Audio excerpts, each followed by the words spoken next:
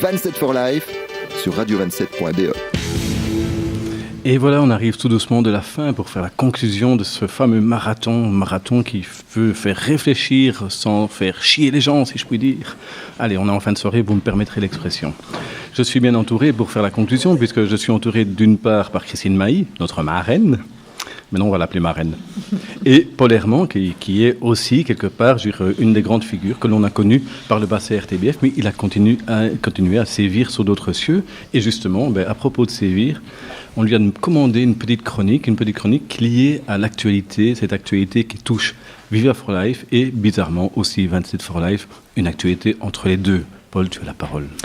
Merci Thierry. Chaque année, à la même époque depuis 6 ans, dans un rituel désormais parfaitement millimétré, revient ce débat qui nous oppose, nous autres, les élites mondialisées, à celles et ceux qui se battent concrètement sur le terrain contre la pauvreté infantile.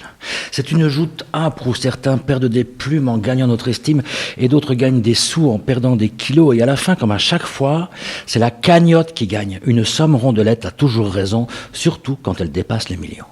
Une somme rondelette suffit souvent à éteindre la critique. Vous reviendrez nous voir quand vous aurez prouvé que vous pouvez faire mieux ou au moins aussi bien. Dans l'intervalle, les élites mondialisées seraient bien inspirées de laisser faire ceux qui savent où sont les besoins et comment les remplir. Alors du balai, les élites, allez vous faire voir, les élites, et vive le vent qui s'en va sifflant, soufflant dans les grands sapins verts. Ah oui, c'est vrai.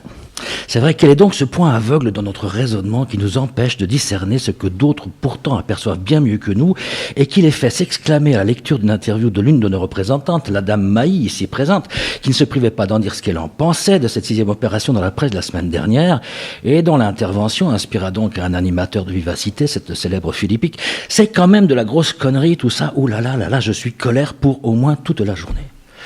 Ouais, pourquoi notre message rend-il colère pour au moins toute la journée ceux qui pourtant ont les mains dedans et les yeux perçants puisqu'ils savent reconnaître, eux, un enfant pauvre au fait qu'il ne se voit pas. C'est en tout cas ce qui est écrit sur les affiches de l'opération, que la pauvreté ne se voit pas, quand nous, du côté des élites mondialisées, disons qu'elle est rendue invisible, ce qui n'est pas tout à fait la même chose si vous voyez le distinguo, mais effectivement, nous parlons compliqué.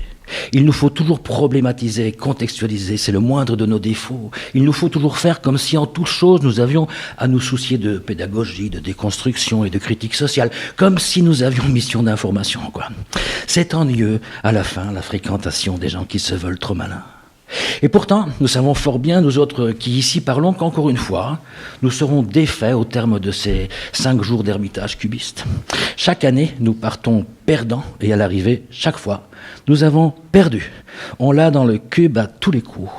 Le problème avec ce type d'opération, c'est qu'elle rend toute critique inopérante. On passe pour des ringards à revendiquer la justice sociale devant des gens qui pratiquent la charité publique en pensant avoir découvert l'Amérique. Et pourtant, charité bien ordonnée commence au Moyen-Âge, saint patron, dame patronesse, je ne vous fais pas un dessin. On a tenté d'évoluer au cours des siècles pour conquérir de nouveaux droits, on l'a fait, c'est assez loin d'être parfait, le servage est ressorti des forêts, on régresse, on néolibéralise, on régresse.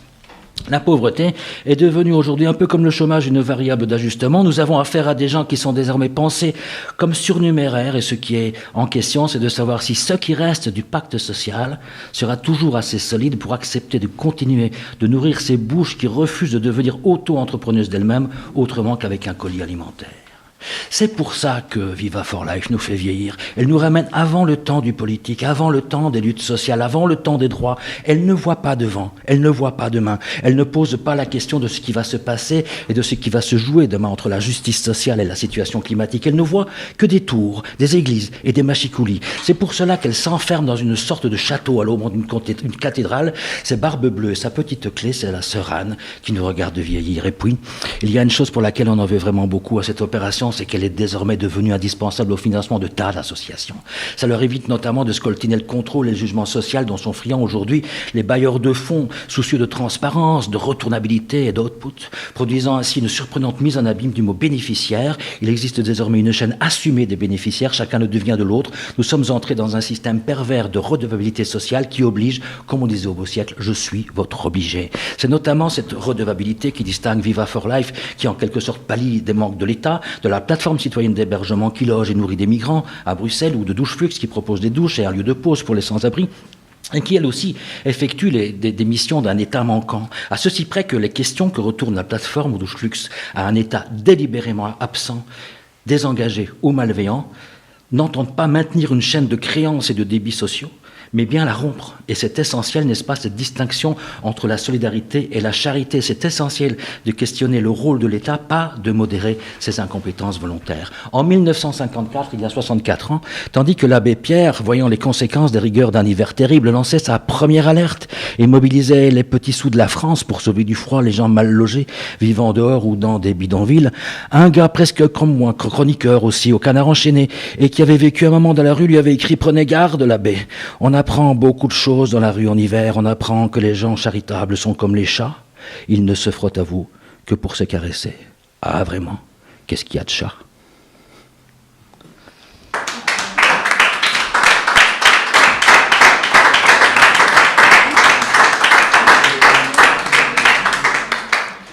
Eh bien voilà, donc une chronique bien menée, certainement très évocatrice, donc on pourrait étudier tous les tenants et les aboutissants tellement elle est effectivement le fait l'alpha et l'oméga de la problématique. Oh, je parle un peu compliqué, Paul, tu m'excuseras. En tout cas, c'est clair que ça pose de sérieuses questions et ça nous remet un petit peu à l'heure. Christine, qu'est-ce que tu penses de cette journée et aussi peut-être rebondir sur la chronique que Paul vient de faire, parce que c'est vrai que ça vaut le détour d'une certaine manière, ça interpelle pas mal. Ce que je pense de cette journée, c'est qu'en tout cas dans ce cube-ci, à Nivelles, le défi relevé, mais pas un défi insurmontable, un défi qu'on a vu rendu possible à travers la prise de parole de travailleurs, de personnes engagées dans des organisations d'éducation permanente, de personnes dont la société dit qu'elles sont défaillantes et déficientes. Et on a entendu des interviews aujourd'hui de gens qui avaient des avis éclairés sur l'organisation de la société, qui avaient des avis politiques sur ce qui les impacte et sur comment solutionner, etc. Et donc on a vu que dans ce cube, la complexité d'une pensée organisée autour du sens de la solidarité, autour de l'évidence qu'il est possible qu'une société soit différente, que excluante, jetant une partie de la population, etc., est réelle, est possible, est organisée et qu'on peut en débattre. Donc j'ai envie de dire que positionner un autre endroit de Nivelles que le cube dans lequel les animateurs de l'RTB jouent à des devinettes, à se faire à manger eux-mêmes maintenant. Je pense qu'ils souffrent 2 fois. Maintenant, ils mangent du liquide et ils doivent se le faire eux-mêmes, paraît-il. C'est terrible. Les pauvres. On est dans quelque chose qui est de l'ordre, malheureusement, du simplisme relativement manipulateur à un endroit quand ici, on a essayé de réfléchir autrement. Alors, moi, ça m'embête parce que je n'ai pas, par contre, envie d'opposer les populations entre elles. Ce que je veux révéler et dénoncer, c'est les porteurs, c'est ceux qui sont à l'origine des ficelles qui organisent cette mise en concurrence, parce que il y a des personnes qui vont aller donner dans le cube là-bas, qui sont en capacité de discuter, de réfléchir, etc. Mais tout est fait pour créer le climat d'émotion qui emballe dans un jeu populaire massivement.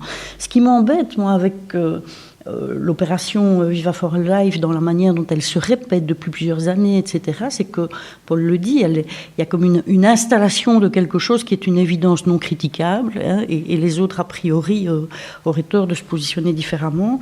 Je trouve que ça rejoint tout à fait l'énorme danger de ce qui se passe dans cette société aujourd'hui, qui est que on est arrivé à créer l'habitude de l'évidence que la pauvreté existe, de l'évidence que certains doivent la subir, de l'évidence qu'il faut la gérer plutôt que l'éradiquer, et de l'évidence qu'il faut la commenter à la place des gens plutôt que de laisser les gens dire ce qui les révolte dans les injustices qu'ils subissent. Et il n'y a pas longtemps, dans une intervention, 2-3 fois, j'ai utilisé un mot parce que je n'en trouve pas de plus fort aujourd'hui, moi, petitement. J'ai utilisé le mot de l'habituation. Je trouve que le pire dans une société, c'est même plus quand on est habitué, c'est quand l'habituation, c'est quelque chose qui est installé structurellement, qui est accepté, qui est intégré et qu'on place dans l'ensemble de la société comme quelque chose qui est devenu une normalité, peu importe la souffrance qu'il y a derrière. Alors, on est habitué à quoi aujourd'hui ? On est habitué, par exemple, à ce que les gens n'aient plus l'autonomie de s'alimenter tout seuls tous les jours en ayant suffisamment d'argent dans le portefeuille pour faire les choix qu'ils veulent, pour cuisiner ce qu'ils veulent comme ils veulent. C'est devenu habituel de dire qu'on va organiser des colis alimentaires, une épicerie sociale, un restaurant du cœur, etc. etc. C'est une forme de banalisation. C'est une banalisation, c'est intégré et c'est même une activité d'aller aider à cet endroit-là. Et j'ai beaucoup de respect pour les gens qui vont donner un coup de main, mais c'est devenu une activité. Mais on est aussi habitué à voir des gens dans la rue, on est habitué à voir des enfants qui dorment dans la rue. Est-ce que, il y a quelques dizaines d'années, voir des enfants qui dorment dans la rue n'aurait pas créé un mouvement de précipitation dans la rue pour dire c'est impossible, c'est insupportable ? On ne peut pas supporter. Mais dans la gradation, est-ce qu'on n'est pas finalement en train de se dire que, bon, oui, c'est mieux de se soucier des gens plutôt que de l'indifférence, mais ça ne leur donne pas plus de droits en fin de compte ? Non, c'est ça. Est-ce qu'il n'y a pas à un moment donné, on arrive... Alors là, peut-être au bout d'un cycle de libéralisme, mais est-ce qu'on n'est pas dans quelque chose qui, déjà, je dirais, est déjà ringard lui-même ? Est-ce que finalement, le ringard, dans l'occurrence, c'est pas Vivacité, Viva for Life ? Alors, le ringard peut devenir Vivacité, Viva for Life, je pense, mais il y a quand même encore du travail à faire, parce qu'aujourd'hui, comme on est dans une société où si on se questionne sur l'environnement, sur la planète, sur la consommation et sur ce que va devenir l'emploi, étonnamment, le recyclage des pauvres est bien utile à ce niveau-là.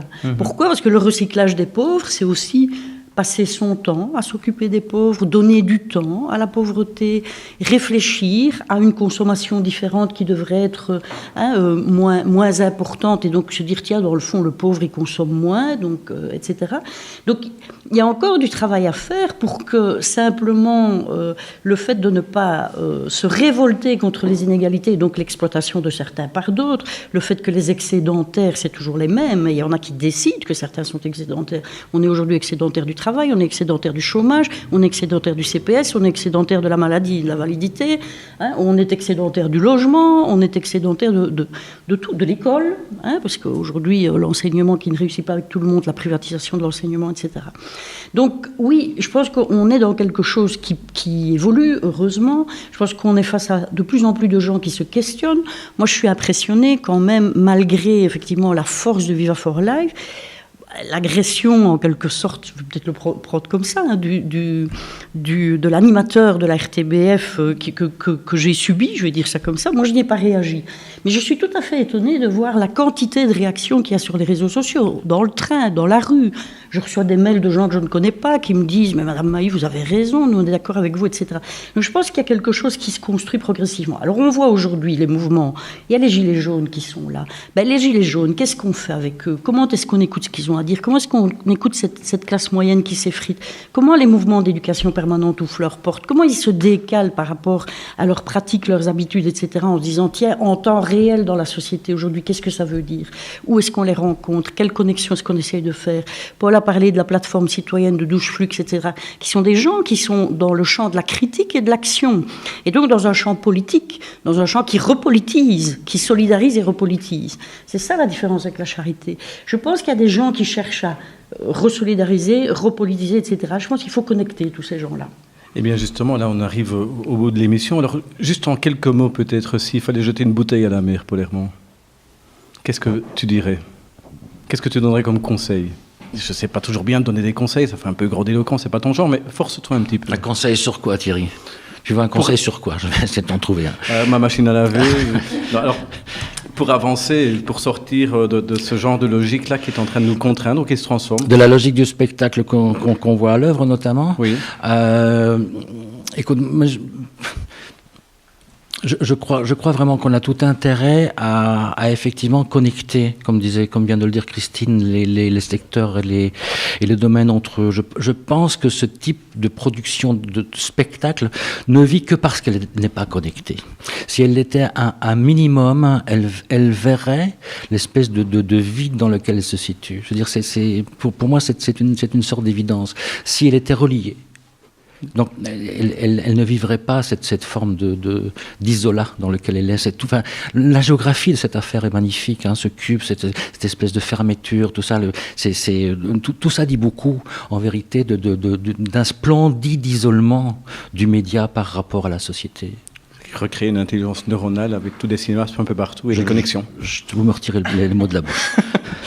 Christine, pour le mot de la fin te revient. Tu as accepté d'être la marraine de ce cycle et franchement, on est très contents. Alors j'avais beaucoup de questions qui sont encore arrivées ici sur le chat et je suis désolé, on ne saura pas y répondre, mais effectivement, même question pour Paul. Bon, on sait bien qu'il faudra que ça change, il faut que ça change. Comment est-ce que ça peut changer? Premier conseil pour demain. Ben d'abord, je retirerai le comment ça peut. Moi, j'ai envie de dire, on a commencé à changer. Voilà, pas comment ça peut changer, mais on a commencé à changer. Alors, on n'a peut-être pas encore tout réussi, loin de là, mais on a quand même commencé à changer. Et donc, connexion entre tous les acteurs différents. Moi, j'ai envie de dire aussi, responsabilité des corps intermédiaires, des mouvements d'éducation permanente, etc., pas à porter seul, mais à se décaler par rapport aux habitudes, aux pratiques, aux carcans institutionnels, etc. Parce qu'aujourd'hui, un peu comme les Gilets jaunes se décalent en prenant le risque, en allant sur des ronds-points, en allant, etc., il faut que ceux-là aussi se décalent pour qu'on soit dans cette connexion. Voilà. Et le monde médiatique, Dieu sait si aussi il doit se décaler. Alors il y en a qui le font, et puis voilà. Mais donc, merci aussi de m'avoir invité, et j'ai passé un bon moment. Merci Paul de nous avoir donc rejoints. Merci Christine, merci à toute la technique, Christian, Xavier, Nancy, Aurélie, Vinciane. Merci au public aussi qui, est absolument participatif. Donc, vous pouvez nous suivre. Cette émission sera travaillée par les soins de Christian. Et Dieu sait combien il prend soin du son. Donc, tout ça, vous retrouverez dans les jours qui viennent pour réécouter ce que vous avez voulu, vous avez raté, ce que vous voulez faire entendre à vos proches. Et puis surtout aussi, donc, partir sur ces mots. Il faudra donc demain être neuronal et connecté et décalé.